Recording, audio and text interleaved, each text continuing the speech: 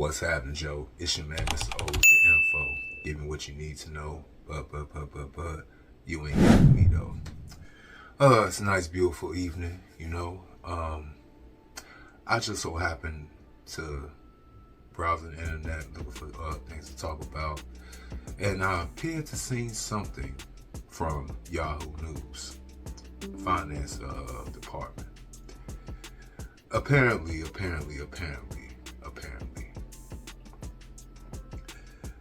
there must be another crisis involving men in the United States or Western culture or what have you.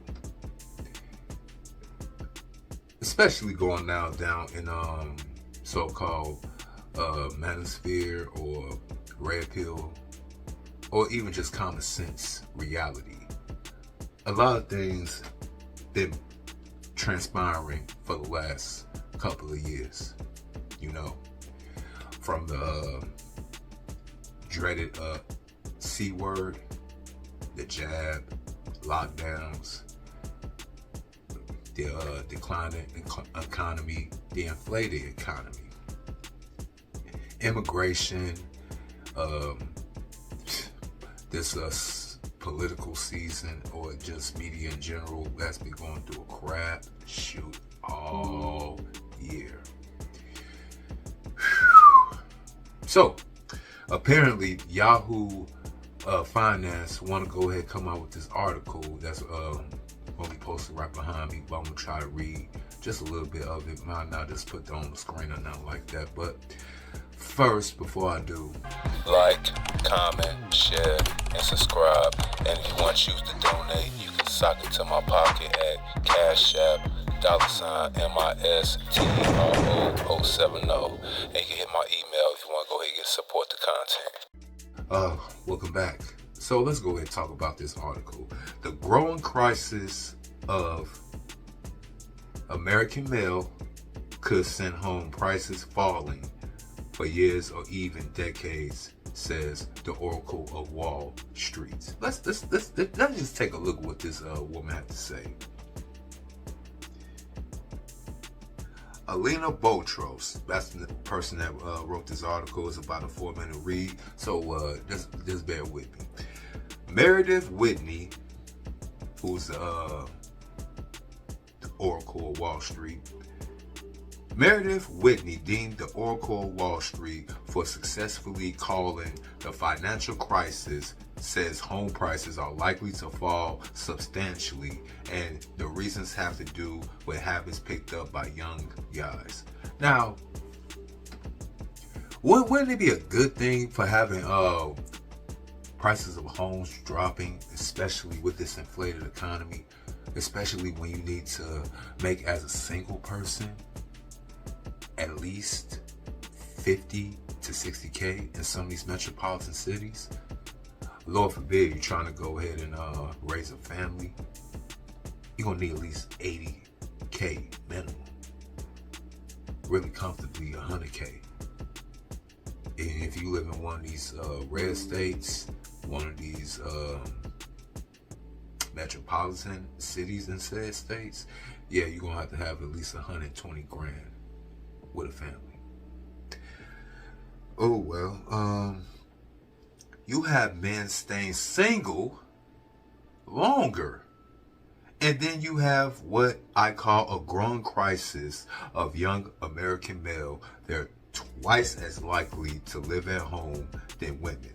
I mean, in one instance, I've seen articles in different news outlets, media outlets, even on social media, bragging and big upping women of all age groups, young and old, being the biggest and first homeowners in America. Growing number. You'll big up that. But for some reason, when it comes down to us men, now I know I'm not considered young anymore, but young guys, like coming out of age of getting out of high school, 18, or even getting out of college, 22, and don't let them go into like trying to go to graduate school. Now we're talking 24, 25. or let's say they're trying to get that prestigious doctorate, you know, PhD that everybody want to go ahead and talk about being pristine. Yeah, 30. So you want a man to have everything by 30, degree, career, and that big old nice house. That y'all want us nowadays, since this inflated market has spiraled out of control. It's a 40-year mortgage. All right, let's continue reading. You have men staying single longer, and then you have what I call a growing crisis of young American male. They're twice as likely to live at home than women. So 1 out of 5 men live at home with their parents, and these are young men going to college and coming home for holiday breaks. These are young grown men choosing to live at home. Well, living in this country, despite how everyone other traditionally do around the globe, you know, a lot of men over there in Europe don't leave home until they get married, and sometimes they don't be until they about 35.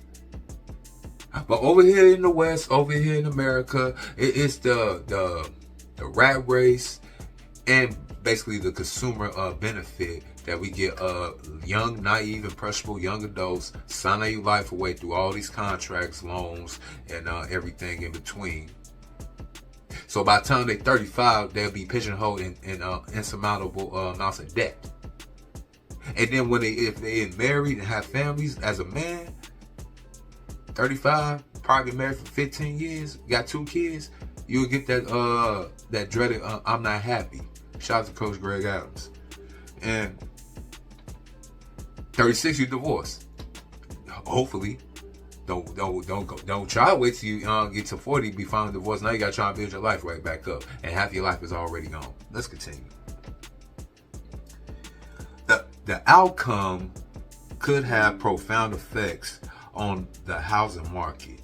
She said, I think you're going to start to see housing prices begin a multi-year and decade decline just due to supply and demand dynamics. Wait. So supply demand dynamics. What happens to all these?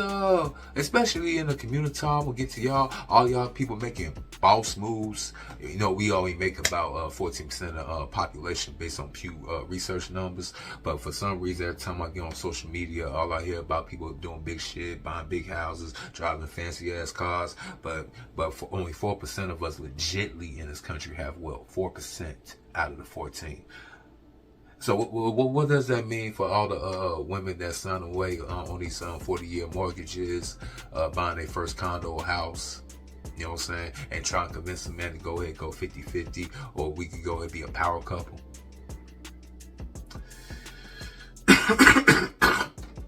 Excuse me. Battling a little illness today. Whitney's take is based in part on demographic shifts. The bulk of housing is owned by people and households over the age of 40, she said. But household formations are the lowest there have been in more than a century, which translate into a demand problem, she said. Now, how's that demand problem? Maybe y'all could tell me in the comment section. Maybe I'm not reading something as clear as day, but that sounds like a win for men. Yet many experts predicted that home prices will only continue to go up from here. Mortgage rates reached a 2-decade high last year, and people were still buying homes. Yeah, the stupid millennials and Gen Zers probably sign their life away after they sign that student loan life away. They going to get into a mortgage debt, and they just gonna continue doing mainly in major provinces, cities, and majority is women, not just my race, but all races alike. And yet many experts have predicted that home prices will continue to go up from here. Mortgage rates reached a 2-decade high last year, and people were still buying homes. And because there simply aren't enough homes, hey tradesmen, hey plumbers, architects, I know they be talking bad about you in society. You blue collar jagoffs. You know what I'm saying? You economically unattractive, even though you make the money legitly jagoffs. Yeah. They saying there's not enough homes that's been built. Oh, they don't have the money to pay y'all to have said houses built. Let's continue. And demand outweighs supply, keeping home prices high. Whitney, however, is calling it differently as shifts within the housing world and apparently among young male adults occur. It's not clear what data she is referring to here or in the information above. Oh wow, she can't cite her sources. Is this one of these articles on Yahoo? All these damn notifications. Whitney argued that lower than ever interest rates, balloon inflation, and particularly housing inflation, which has priced so many people out of the market. If you're single, the chances of you're going to be able to afford a home on your own is less than likely if you're a dual income family. Oh, here come the what's the word I'm looking for? It's a acronym. You know what I'm saying? DINKS. They looking for bros. Be on the lookout for the so-called DINK situation. And what is DINK? What is DINK? Dual income, no kids. And don't be dicks. Dinks and dicks. Dinks and dicks. Dual income, kids. Dual income, no kids. Don't be a dick, y'all. Yeah, well, look that. Whitney said, then she goes on to say that homeowners hold much more wealth than non-homeowners. How? When they gotta go ahead and take an arm and a leg out on a 40-year mortgage. How? Whitney has discussed a silver tsunami. A silver tsunami set to strike the housing market as baby boomers age and their homes are freed up. You'll see a supply-demand dynamic shift, the founder of CEO of Whitney Advisory Group previously said, enjoying her claims today. Normally, you would think as rates go up, home prices would go down, and that hasn't happened over the last 2 years, she said.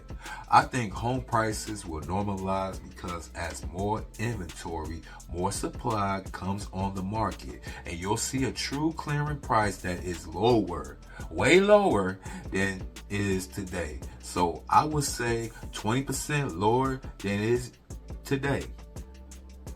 Home prices rose 6% in January. A lot of people think they'll keep going up. In January, Goldman Sachs, our favorite people, Goldman Sachs predicted home prices will rise 5% this year and 3.7% next year. In March, Capital Economics predicted home prices will rise 5% this year. This month, CoreLogic predicted they'll increase by 3.1% this year from February 2024 to February 2025. Yeah, I'm not going to read the rest of the article. I think that's pretty much it. You know, they talking about aging baby boomers and they got to give up their nice little mansions, McMansions, and all type of stuff. So that's the article, and my thoughts is shout out to y'all bros not going for the bullish in the society, basically trying to pigeonhole y'all into a lie that was force fed to y'all and y'all had to digest, and now it's making y'all sick to y'all stomach like it did me. And I don't want y'all brothers, no matter what color, to end up in no way, shape, or form in the same position as I and my generation and previous ones have did. And this is Mr. O with the info, coming with an original, but you ain't here for me though. Like, comment, share, subscribe, and I'm out. Peace.